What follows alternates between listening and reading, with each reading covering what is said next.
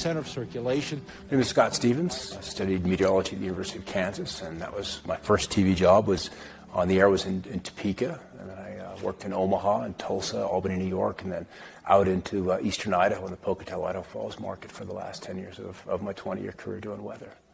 It wasn't until about 2005 when I got deep into the weather modification aspect of this story of geoengineering.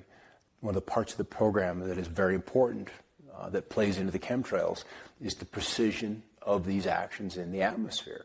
These chemtrails are absolutely required, so they introduce the right energy at the right location for the right length of time.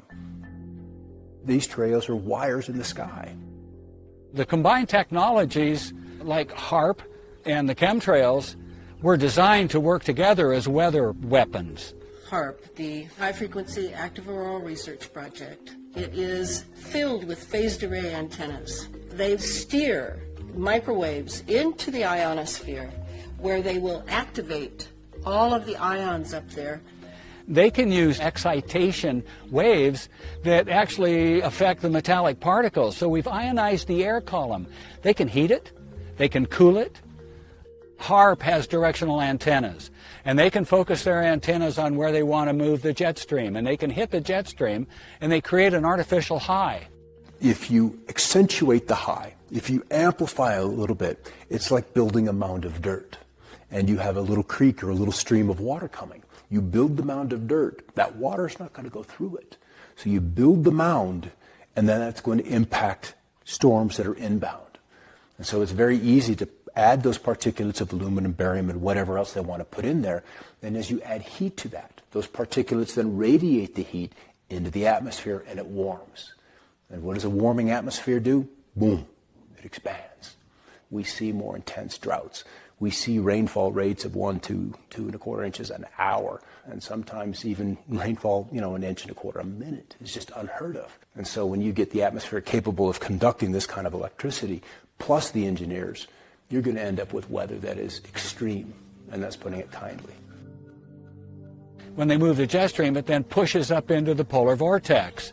The polar vortex really can only move when there's something impacting it, like HAARP.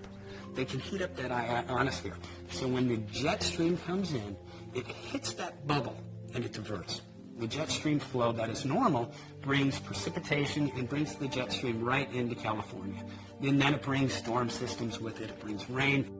The jet stream got pushed off of the coast of California. It dried us up and took all our moisture away and pushed the jet stream north, and when it hit the polar vortex, it then was ricocheted straight down the east coast.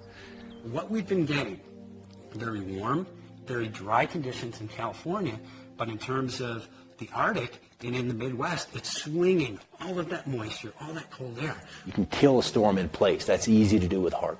You'll see the texture and the structure of the storm just melt, and it will become just this diffuse, amorphous, featureless mess. And that was one of the big epiphanies I had in forecasting. Anticipating a winter storm coming through, you've got to set forecast out that night, and you're waiting for the snow to start. You're waiting for the snow to start, and you're waiting for the snow to start, and it just doesn't. And you go outside and you see a warming zone begin to show up on the satellite loops. The clouds literally just begin to warm. And then that collapses the potential of the storm to put down the moisture. It's done. It's shot.